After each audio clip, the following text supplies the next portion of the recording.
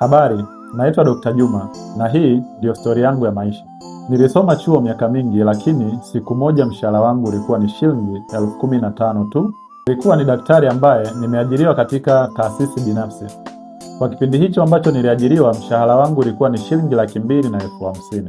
Lakini kwenye ule mwezi wa kwanza sikufika kazini tarehe 1, badala yake nilienda kuripoti tarehe 10. Kwa hivyo bosi akaamua ya kwamba atanikata shilingi 50,000 kutoka kwenye mshahara wangu kwa sababu ya kuchelewa kuripoti kazini. Nilinyamaza, sio kwa sababu nilikubaliana na bosi, hapana, bali ni kwa sababu maisha yalikuwa yamenishika shingoni. Miezi miwili ikawa imesonga. Katika ile taasisi mauzo akawa yameshuka kwa kiasi fulani, na bosi akaamua ya kwamba atanibadilishia mfumo wa malipo. Badala nilipe mshahara kila mwisho wa mwezi, basi atakuwa ananilipa commission kwenye faida ambayo naifanya. Kila mwisho wa mwezi anachukua mauzo yangu, anatoa ile faida, ndio nitakuwa napata 10% ya faida kama commission katika ile taasisi.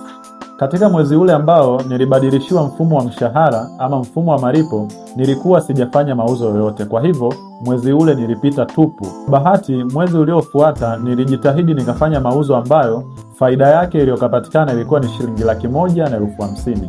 Shilingi 150,000 ukiweka katika 10% unapata ni shilingi 15,000, na huo ndio ulikuwa mshahara wangu kwa mwezi huo. Usiku mmoja nilikaa peke yangu na kujiuliza, hivi hii ndio thamani ya elimu yangu? Hivi hapa ndio mwisho wa maisha yangu? Kimsingi katika kipindi hiki nilikuwa katika msongo wa mawazo na maisha magumu, lakini ndani yangu kulikuwa na kitu kimoja. Nilikuwa na jicho la kuona mifumo inayofanya kazi kwa wenzangu, nami kuinakiri kwa njia yangu, kuifanya katika uhalisia wangu. Na hapo ndipo safari yangu ya copy and paste ilianza kuota mbawa. Siku iliyofuata nilienda ofisini na nikaacha kazi rasmi. Kwenye ile shilingi 15,000 ambayo nilipewa kama mshahara, niliigawanya katika mgawanyo ufuatao. Kwanza nikachukua shilingi 6,000 nikaenda kupiga picha 2 kwa ajili ya kuweka katika profile. Lakini pia nikachukua shilingi 3,000 nikaenda kutengenezesha special number ya Tigo. Lakini pia nikachukua shilingi 3,000 nikaweka GB 1 katika line yangu ya Tigo. Na hapo ndipo nikafungua ukurasa wangu rasmi katika mtandao wa TikTok.